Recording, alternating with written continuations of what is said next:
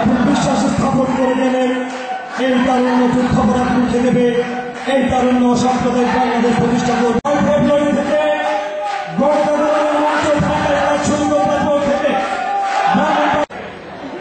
জেলা স্বেচ্ছাসেবকদের 2013 17 সাবেক গণপরিষদ সদস্য আলহাজ অ্যাডভোকেট মেহমুদুল বারী বিশেষ অতিথি হিসেবে উপস্থিত আছেন ব্রাহ্মণবাড়িয়া পৌরসভার 2 দলে নির্বাচিত মেয়র, কেন্দ্রীয় নেতা, বিশেষ অতিথিবর্গ, সামনে উপবিষ্ট অতিথিবর্গ, উপস্থিত কাউন্সিলর, ডেলিগেট ভাই ও বোনেরা, এখানে বক্তব্য বাড়াবার কোনো অবকাশ নাই। সরকার থেকে তারা গণতন্ত্র উদ্ধারের সে পথে দেশকে পরিচালিত করার জন্য তাদের যে সংগ্রামকে পরিচালনা করেছে, দেশকে নির্দেশনা দিয়েছে, তাদের সে পুরানো ঐতিহ্যকে তারা বর্তমানে এবং ভবিষ্যতেও সেই পথে পরিচালনা করবে এই আশাবাদ ব্যক্ত করে আগাতে বেদনায় বেদনায় সত্য যে কঠিনের ভালোবাসিলাম সে কখনো করে না বঞ্চনা।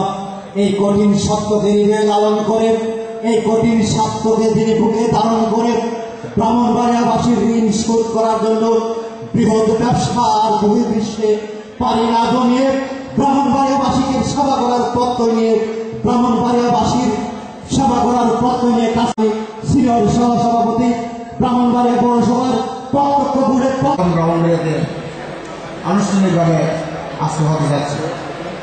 আজকে সবার সম্মানিত সভাপতি উপস্থিত, আজকের অনুষ্ঠানের প্রধান অতিথি আমাদের প্রিয় নেত্রী, যাকে আমরা জহির বলেছেন ঘনিষ্ঠ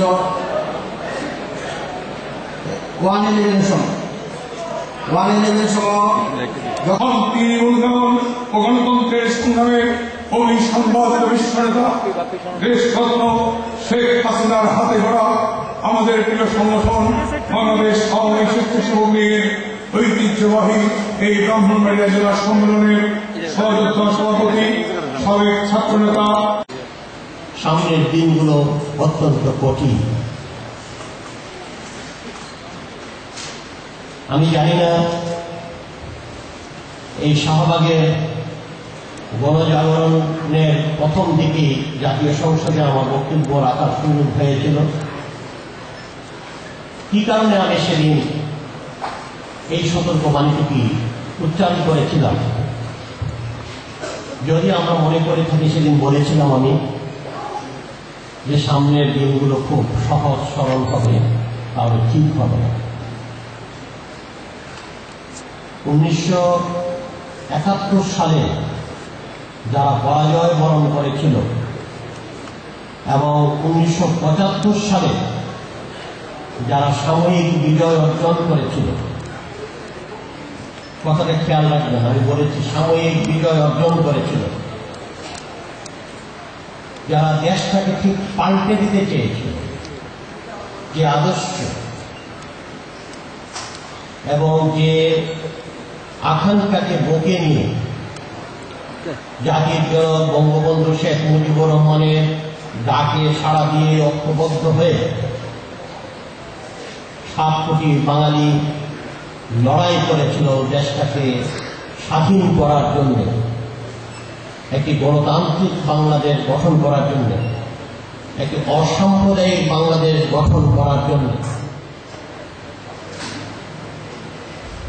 আমি জানি আমার এখনকার কথাটি কেউ কেউ ভালোভাবে নাও নিতে পারে। আমাদের সহজ সরলভাবে সবকিছু দেখার অভ্যাসের কারণে এবং নিজেদের উপরে খুবই বেশি আস্থাশীলতার কারণে এবং আমাদের কিছু খামখেয়ালিপনার কারণে ক্রমান্বয়ে শত্রুরা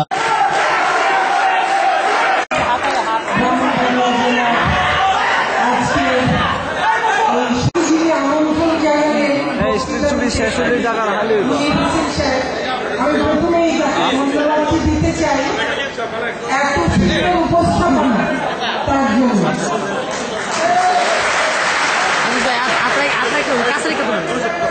আমি আমার বক্তব্যের শুরুতে শ্রদ্ধা জানাতে চাই সর্বকালের সর্বশ্রেষ্ঠ বাঙালি জাতির পিতা বঙ্গবন্ধু শেখ মুজিবুর রহমানের প্রতি, জাতীয় চার নেতার প্রতি, ৭১-এর সকল শহীদের প্রতি, ৭২ ভাষা আন্দোলন থেকে আজ পর্যন্ত আমাদের ভাষার আন্দোলন, স্বাধিকারের আন্দোলন, স্বাধীনতার আন্দোলন, ভাব ও ভোটের অধিকার আদায়ের আন্দোলন সহ সকল আন্দোলনে সকল শহীদ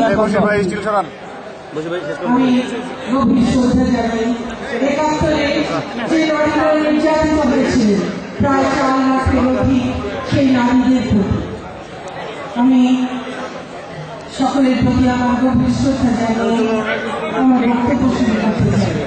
আজকে যে মিলনায়তনে দাঁড়িয়ে আছি, সেই মিলনায়তনটি যার নামে, ওস্তাদ আলাউদ্দিন খাঁ, তিনি শুধু এই ব্রাহ্মণবাড়িয়ার সন্তান নন, শুধু বাংলাদেশটাকে নিয়ে গর্বিত নয়, সারা উপমহাদেশ এক নামে তাকে চেনে। তিনি বাবা হিসেবে সমধিক পরিচিত, সঙ্গীতের জগতের উজ্জ্বলতম নক্ষত্র বাবা আলাউদ্দিন খান এই জন্মভূমিতে আসতে পেরে আমি গর্বিত। আমি শহীদ বীরেন্দ্রনাথ দত্তের স্মৃতি বিজড়িত এই ব্রাহ্মণবাড়িয়ায় আসতে পেরেছি। আমি সত্যি খুব আনন্দিত যে এই যে মলয়া সঙ্গীতের যে স্থান, সেখানে আমি আসতে পেরেছি। আপনাদের আমন্ত্রণ যে আপনারা আমাকে জানিয়েছেন, সেই জন্য আপনাদের কাছে আমি আমার গভীর কৃতজ্ঞতা জানাই, ধন্যবাদ জানাই। স্বেচ্ছাসেবকদের সম্মেলন একটু আগে আজকে যিনি প্রধান বক্তা, আমাদের সকলের অত্যন্ত প্রিয় মানুষ বাবু পঙ্কজ দেবনাথ, তিনি তার বক্তৃতায় আমার যে পারিবারিক সূত্রে স্বেচ্ছাসেবক লীগের সঙ্গে একটা যোগসূত্র আছে, সে কথাটা তিনি উল্লেখ করেছেন। সেই ৫০-এর দশকে এবং ৪০-এর দশকের একেবারে শেষে ৫০-এর দশকের গোড়ায় যে স্বেচ্ছাসেবক বাহিনী ছিল, সেই স্বেচ্ছাসেবক বাহিনীর নেতৃত্ব দিয়েছিলেন একসময় আমার বাবা, যে স্বেচ্ছাসেবক বাহিনীর নেতৃত্ব দিয়েছিলেন আমাদের আজকের মহামান্য রাষ্ট্রপতি জনাব জিল্লুর রহমান সাহেব। সেই স্বেচ্ছাসেবক লীগের একটি সম্মেলন, একটি জেলা সম্মেলন, এবং সেই সম্মেলনটি এত সুশৃঙ্খল, সেটি এত সুন্দর, আমার সত্যি খুব ভালো লাগছে। আমরা খুব আনন্দ।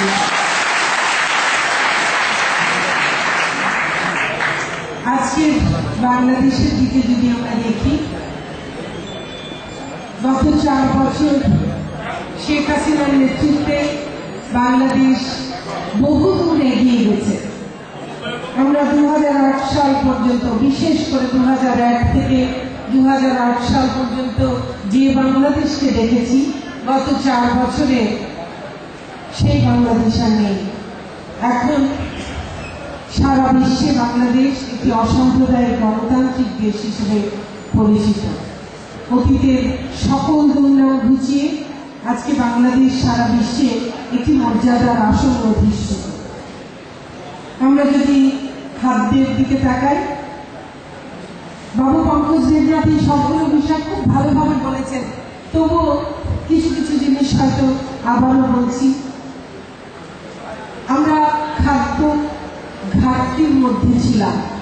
৯৬-এর আগে তো ভয়াবহ খাদ্য ঘাটতি ছিল। ৯৬ থেকে ২০০১ জননেত্রী শেখ হাসিনার প্রথমবারের প্রধানমন্ত্রীত্বের সময় আমরা দেশকে খাদ্যে স্বয়ংসম্পূর্ণ করেছিলাম। আবার সেই খাদ্যে স্বয়ংসম্পূর্ণ দেশকে ৭ বছরে খাদ্য ঘাটতির দেশে পরিণত করেছিল বিএনপি জামাত জোট সরকার এবং তারপরে তত্ত্বাবধায়ক সরকার।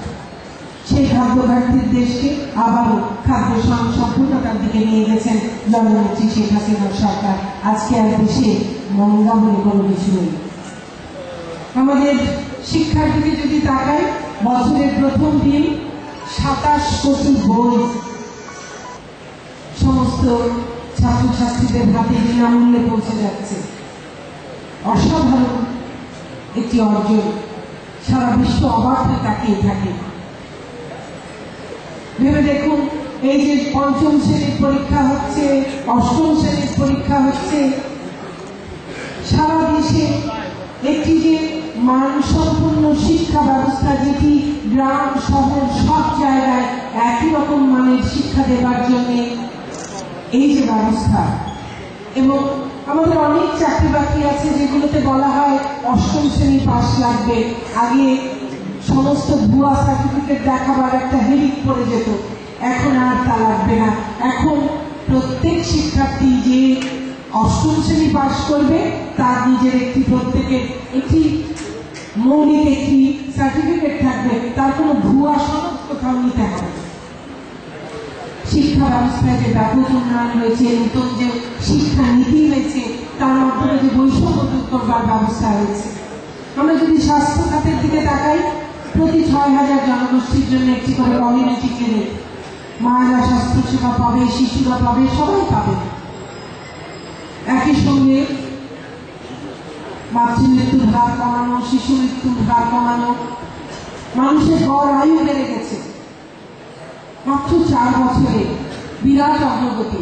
সারা বিশ্ব আজকে অবাক বিস্ময় শুধু দেখছে তাই নয়, জননেত্রী শেখ হাসিনাকে জাতিসংঘ থেকে সহস্রাব্দের উন্নয়ন লক্ষ্যমাত্রার এই লক্ষ্যমাত্রাগুলো অর্জনের জন্য, শিশু মৃত্যুর হার কমানোর জন্য, মাতৃমৃত্যুর হার কমাবার জন্য এমডিজি পুরস্কার দেওয়া হয়েছে। আমরা তথ্য প্রযুক্তি সেবার কথা বলেছিলাম, আমরা বলেছিলাম দেশকে ডিজিটাল বাংলাদেশ করব। বলতে দ্বিধা নেই, আমাদের মধ্যে অনেকেই হয়তো ভেবেছিলেন এটি বোধহয় একটি স্লোগানের বিষয়, ডিজিটাল বাংলাদেশ কি আর হবে। আমরা গত 4 বছরে যা প্রতিশ্রুতি দিয়েছিলাম তার থেকে এগিয়ে গেছি অনেক দূর। আজকে আমাদের এখানেই যারা আছেন কিংবা একেবারে গ্রামের প্রত্যন্ত অঞ্চলে যারা থাকেন, আজকে কি বাংলাদেশের কোনো অঞ্চলকে আর প্রত্যন্ত অঞ্চল বলা সম্ভব?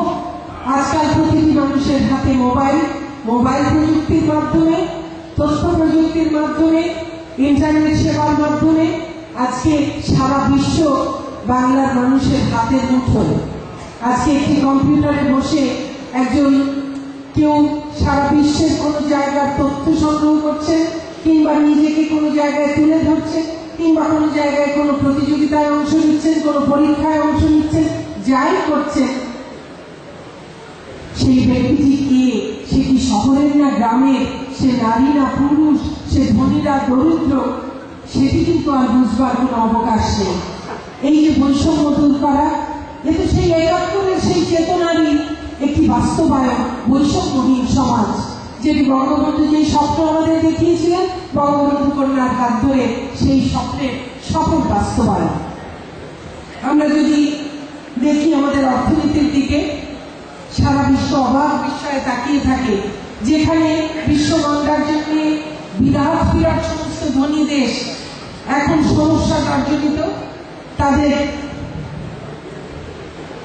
এগিয়ে যাবার পথ অনেক বেশি স্লথ হয়ে এসছে, সেই সময়ের মধ্যে দাঁড়িয়ে বাংলাদেশের অর্থনীতি সদর্পে ৬০% বেশি প্রবৃদ্ধি নিয়ে এগিয়ে চলেছে। আমাদের রপ্তানি বেড়ে গেছে, সেটি বারবার হারও প্রায় 20% কাছাকাছি। আমাদের জনশক্তি রপ্তানি এর আগের যে কোনো সময়ের তুলনায় বহুগুণ বেড়েছে। প্রতিটি ক্ষেত্রে অর্থনীতির প্রতিটি সূচকে আমরা আজকে বিরাট বড় বড় অর্জন দেখতে পাচ্ছি। কাজে সারা বিশ্ব সত্যি অবাক বিষয় তাকিয়ে থাকে বাংলাদেশের এই অর্জনগুলো দেখে। আমরা দেখছি যে সারা বিশ্বে যেভাবে যারা প্রবৃদ্ধি অর্জন করছে, যেসব দেশ সবচেয়ে বেশি প্রবৃদ্ধি অর্জন করছে, যে দেশগুলো, বাংলাদেশ তার মধ্যে পঞ্চম। বিশ্বাস করতেই তো ভয় হয় মাঝে মাঝে যে সত্যি বাংলাদেশ এত এগিয়ে যাচ্ছে। সম অধিকার নিয়ে যদি একসঙ্গে কাঁধে কাঁধ মিলিয়ে কাজ করে এগিয়ে না যায়, কোনো সমাজ এগিয়ে যেতে পারে না। একটি পাখির একটি ডানাকে যদি আটকে রেখে, বেঁধে রেখে পাখিটিকে উঠতে বলা হয়, সে যেমন উঠতে পারবে না, ঘুরিয়ে ঘুরিয়ে খুব বেশি হলে চলবে, তেমনি সমাজের অর্থে নারীকে পেছনে ফেলে রেখে কোনোদিন কোনো সমাজ এগিয়ে যেতে পারে না। আজকে আমাদের নারী সমাজের যে ক্ষমতায়ন, যে উন্নয়ন, তা পৃথিবীতে 11তম অবস্থানে বাংলাদেশকে নিয়ে এসেছে। এটি বাংলাদেশের গৌরব, বাংলাদেশের মানুষের গৌরব। শেখ হাসিনার কাছে আমরা কৃতজ্ঞ। আমরা যদি দেখি সমস্যা যেগুলো ছিল, বাংলাদেশ একসময় দুর্নীতিতে চ্যাম্পিয়ন হয়েছে, আর আজকে দুর্নীতি কমেছে। দুর্নীতি বিরোধী যে ব্যবস্থাগুলো, সেটি একেবারে আমাদের পার্লামেন্টারি স্ট্যান্ডিং কমিটি দিয়ে হোক, আমাদের যে স্বাধীন বিচার বিভাগ, আমাদের যে এই যে মিডিয়া যারা আছেন তাদের স্বাধীনতা এবং মিডিয়ার যে ব্যাপক প্রসার ঘটেছে তার মধ্যে দিয়ে হোক, আমাদের আরো বিভিন্ন আইন কানুন যা হয়েছে, অ্যান্টি কারাপশন কমিশন যেভাবে শক্তিশালী হয়েছে, সমস্ত পদ্ধতিগুলোকে, সমস্ত যে মেকানিজমগুলোকে, সেগুলোকে যে জায়গা মতো আনা হয়েছে, তার ফলে আজকে দেশে দুর্নীতি কমেছে। পঙ্কজদা বলেছেন কি করে আজকে দেশে দুর্নীতি করে কেউ রেহাই পায় না, সকলকেই ধরা পড়তে হয়। আগের মতো দুর্নীতিকে রাষ্ট্র পৃষ্ঠপোষকতা করে না, রাষ্ট্রের ক্ষমতায় যারা আছেন তারা নিজেরা দুর্নীতি করে না। আমরা সমুদ্র জয়ের কথা অনেকেই বলেন, গতকালই 14ই মার্চ ছিল। 1 বছর আগে 14ই মার্চে আমরা সেই ঐতিহাসিক রায় পেয়েছিলাম, যে রায়ের মাধ্যমে বঙ্গোপসাগরে আমাদের সার্বভৌম অধিকার প্রতিষ্ঠিত হয়েছে। এটিও জননেত্রী শেখ হাসিনার জয়, তার সঠিক নেতৃত্বের ফসল। মানবাধিকার রক্ষায় বলুন, আইনের শাসন প্রতিষ্ঠায় বলুন, বর্তমান সরকারের যে প্রচেষ্টা, যে নিরলস প্রচেষ্টা, তার ফল জাতি পাচ্ছে। আমরা দেখছি কি করে বঙ্গবন্ধুর হত্যাকারীদের বিচার হয়েছে, তার রায় কার্যকর হয়েছে। আমরা দেখছি যুদ্ধাপরাধীদের বিচার, যে বিচার দীর্ঘদিন সেই 75-এর পর থেকে বন্ধ করে রাখা হয়েছিল, সেই বিচারের কাজ হচ্ছে। দেশে বিচারহীনতার যে ভয়াবহতা ছিল, সেই বিচারহীনতার ভয়াবহতা আজকে তিরোহিত হয়েছে। আজকে মানুষ জানে কোনো অপরাধ করলে সে অপরাধের শাস্তি হবে, সে যেই হোক না কেন। একটি সমাজকে এগিয়ে নেবার জন্য এর কোনো বিকল্প নেই। আমরা পাকিস্তানের কাঠামোতে বাংলাদেশকে বারবার, বাঙালিকে বারবার ধর্মের জুজু দেখানো হয়েছে। আপনাদের এখানে যারা অনেক বয়স্ক আছেন তারা সবাই জানেন, আমরাও বহুবার শুনেছি, সেই 54 সালে যুক্তফ্রন্ট নির্বাচনের সময় বলা হয়েছিল নৌকায় ভোট দিলে বিবি তালাক হয়ে যাবে। আবার 65 সালেও বলা হয়েছিল, সেই ফাতেমা জিন্নার ইলেকশনের সময়ও বলা হয়েছিল, 70 সালেও বলা হয়েছিল, কোনোটাই কিন্তু হয়নি। এবং আমরা জানি এমনকি 96 ইলেকশনের সময় বলা হয়েছিল সারা বাংলাদেশে সব মসজিদে নাকি উলুধ্বনি হবে, নোয়াখালী থেকে বাকিটুকু নাকি সব ভারত হয়ে যাবে।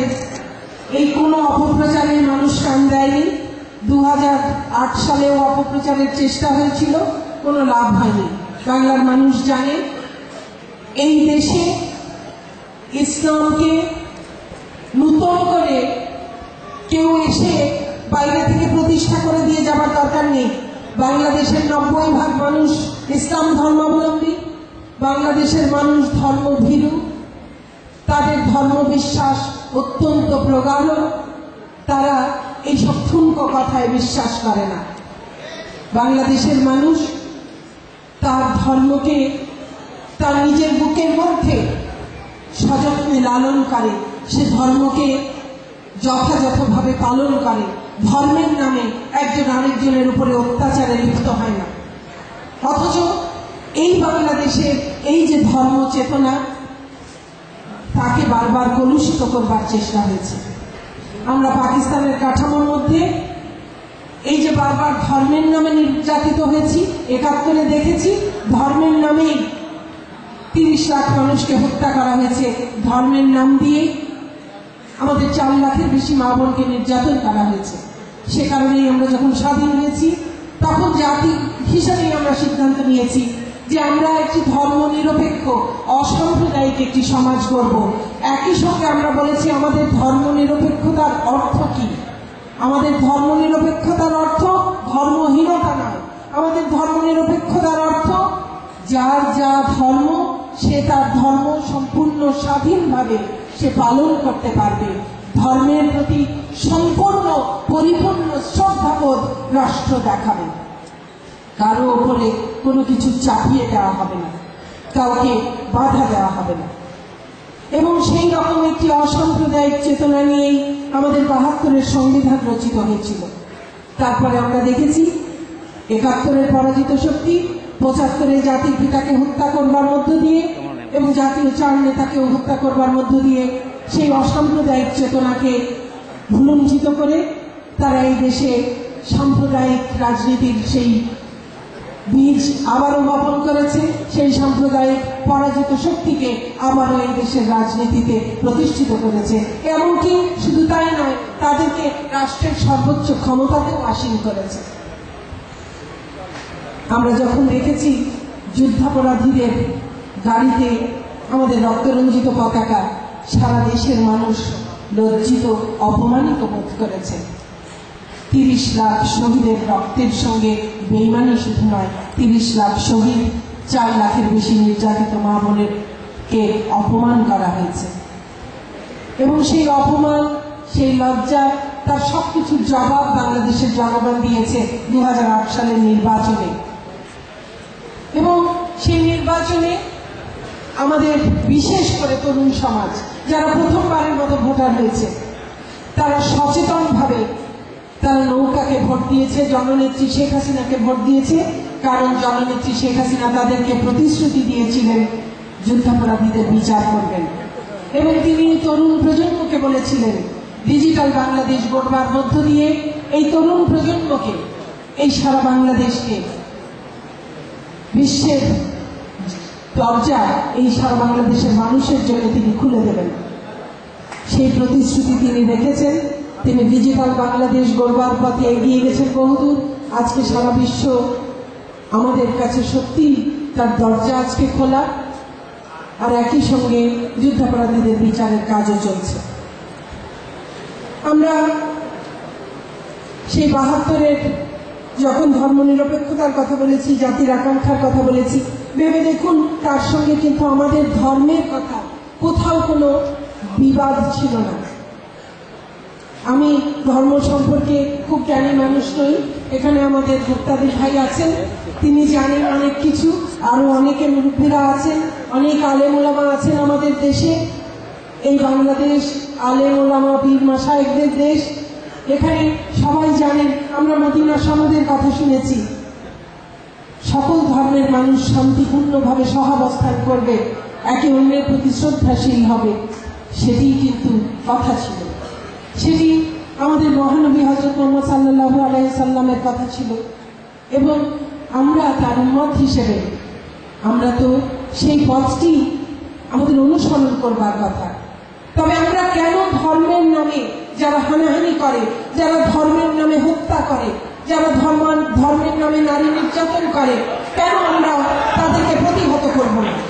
নিশ্চয় আমাদের দায়িত্ব একজন মুসলমান হিসেবে, আমাদের দায়িত্ব, আমরা যারা ইসলাম ধর্মাবলম্বী, আমাদের দায়িত্ব যারা ইসলামের নাম অপব্যবহার করে মানুষ হত্যা করে, যারা ইসলামের নাম ব্যবহার করে মানুষকে ঠকায়, যারা ইসলামের নাম ব্যবহার করে নারীদেরকে, শিশুদেরকে মানব ঢাল হিসেবে ব্যবহার করে পুলিশের উপর আক্রমণ চালায়, তাদেরকে তো প্রতিহত করা আমাদের দায়িত্ব মুসলমান হিসেবে। আমরা ৭১ দেখেছি, আমরা ২০০১-এর নির্বাচন পরবর্তী সহিংসতা দেখেছি, আজকে ২০১৩ সালের সহিংসতা দেখছি। ভেবে দেখুন, এই সহিংসতাগুলোর ধরন এক, এই সহিংসতা যারা করেছে সেই গোষ্ঠীগুলো এক, আর যাদের উপর সহিংসতা করেছে এই সহিংসতার শিকার যারা, তারাও কিন্তু এই ৩ সময় একই। কাজে ৭১-এ যেমন প্রতিহত করেছি, আজকেও তেমনভাবে প্রতিহত আমাদের করতে হবে। আমি বিশ্বাস করি সারা বাংলাদেশের যারা আলেম ওলামা আছেন, পীর মাশায়েখ আছেন, যারা ধর্মে সত্যিকারভাবে বিশ্বাস করেন, তারা সকলে এই সমস্ত অসত্যের বিরুদ্ধে, অন্যায়ের বিরুদ্ধে ধর্মকে অপব্যবহারের বিরুদ্ধে তারা সবাই সোচ্চার হবে, রুখে দাঁড়াবে। আর আমরা তো শান্তির কথা বলছি, ইসলাম তো শান্তির ধর্ম। আজকে দেখুন, আমি একজন মা হিসেবে এই যে তরুণ প্রজন্মের যখন আন্দোলন দেখি, আমি তো গর্ববোধ করি যে তরুণ প্রজন্ম, আমরা যেখানে ভাবি যে তরুণেরা কথায় কথায় হয়তো ক্রুদ্ধ হয়ে যায়, কই, তারা তো শান্তিতে আন্দোলন করছে, তারা তো শান্তিপূর্ণভাবে প্রতিবাদ করছে। তাদেরকে কতভাবে প্ররোচনা যোগান দেওয়া হচ্ছে, তাদেরকে কতভাবে তাদেরকে ক্ষুব্ধ করবার, ক্রুদ্ধ করবার, ক্ষিপ্ত করবার চেষ্টা করা হচ্ছে, কতভাবে। তারা তো একবারও সেই পথ মারাচ্ছেন না, তারা তো শান্তির কথাই বলছেন। তারা স্লোগান দিয়ে, গান দিয়ে, কবিতা দিয়ে, তাদের অবস্থান দিয়ে, তাদের সত্যের পক্ষে, ন্যায়ের পক্ষে, ন্যায় বিচারের পক্ষে তাদের অবস্থান দিয়ে তারা তো সারা বাংলাদেশকে শুধু নয়, সারা বিশ্বকে দেখিয়ে দিচ্ছেন প্রতিবাদ এর ভাষা কি হওয়া উচিত, কি হতে পারে, তা কত ভালো হতে পারে। আজকে এই তরুণ প্রজন্মের কাছে আমি আর সকলকে যারা সহিংসতার পথে চলছেন তাদেরকে শিক্ষা নিতে অনুরোধ করব। এই জামাত শিবিরের কথা বললে তাদের সংখ্যা তো তত বেশি নয়। আমাদের বিভিন্ন নির্বাচনে তাদের ভোটের সংখ্যা দিয়েই বোঝা যায়। আজকে যদি প্রধান বিরোধী দল বিএনপি তাদের পাশে এভাবে না দাঁড়াতো, দেশের মানুষের আশা আকাঙ্ক্ষার প্রতি তোয়াক্কা না করে, তাকে সম্পূর্ণ উপেক্ষা করে এই তরুণ প্রজন্মের সমস্ত আশা আকাঙ্ক্ষার স্বপ্নকে পায়ে দড়িয়ে যদি তারা এই সহিংসতা সৃষ্টিকারীদের পাশে না দাঁড়াতো এবং তাদেরকে আরো উস্কানি না দিত এবং তাদের সঙ্গে একই সঙ্গে সহিংস কাজে লিপ্ত না হতো, তাহলে তো আমাদের দেশে এত সহিংসতা তো আমাদের দেখতে হতো না। আমি বিরোধী দলের কাছে আহ্বান জানাবো, তরুণ প্রজন্মের কথা শুনুন।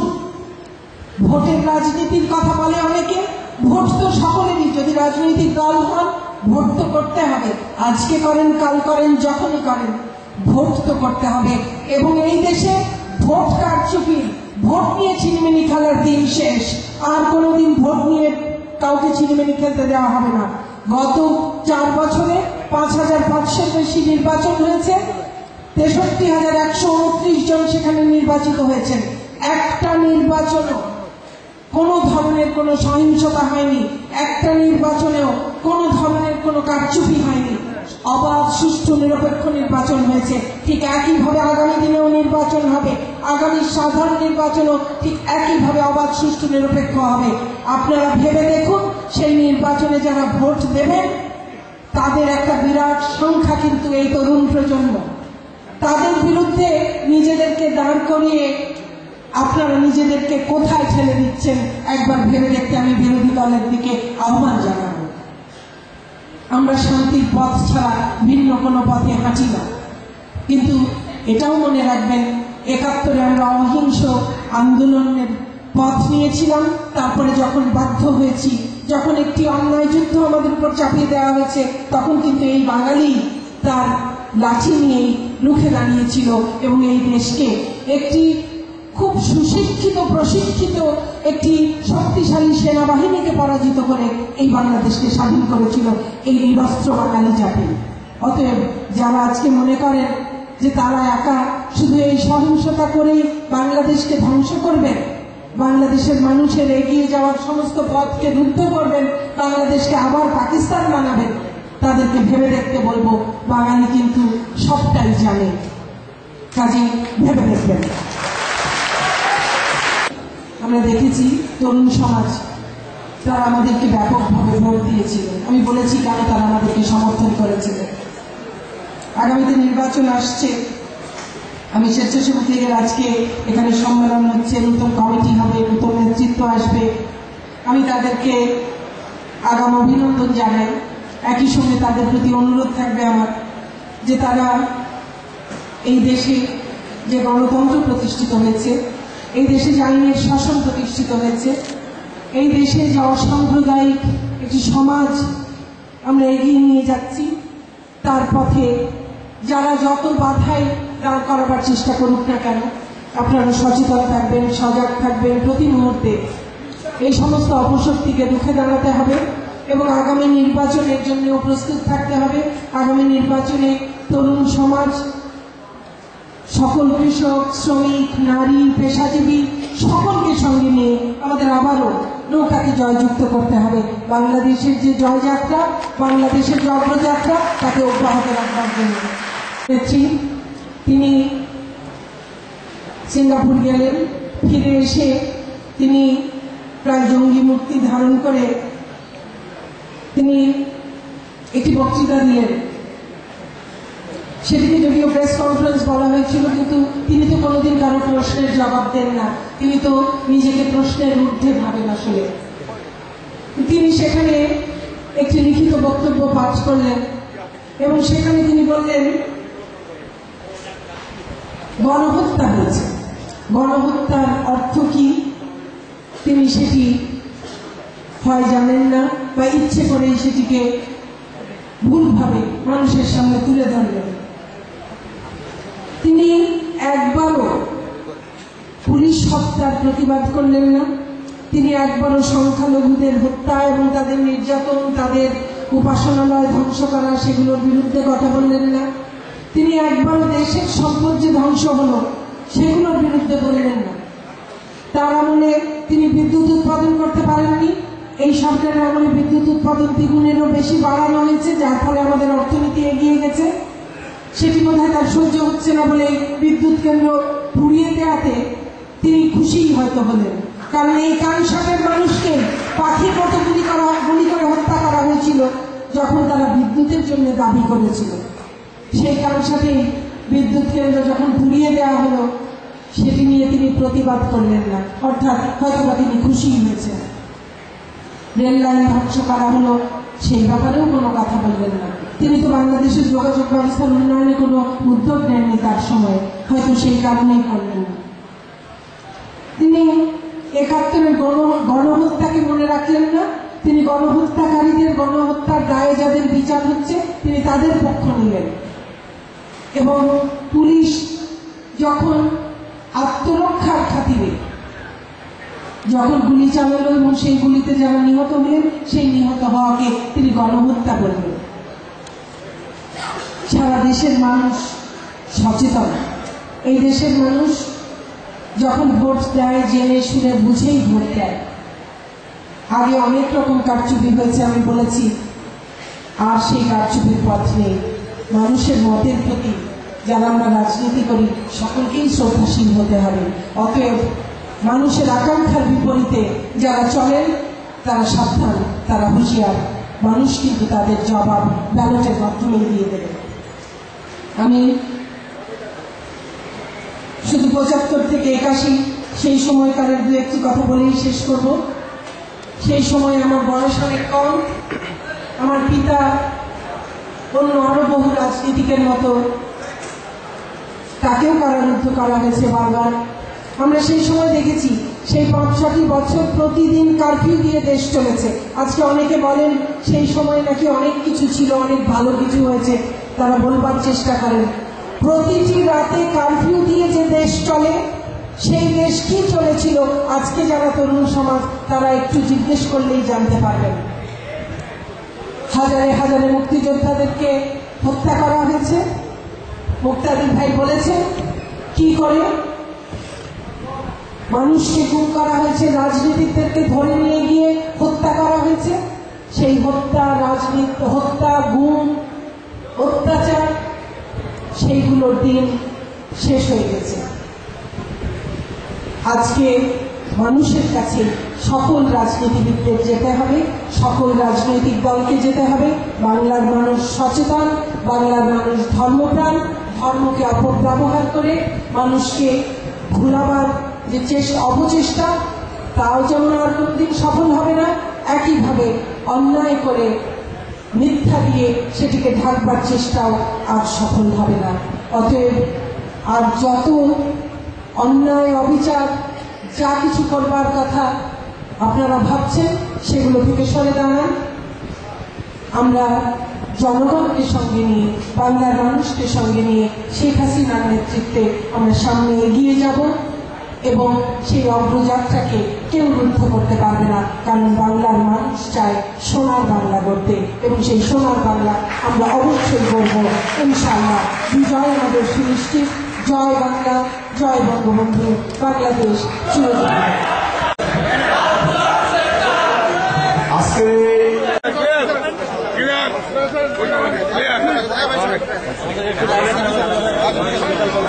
আসসালামু আলাইকুম।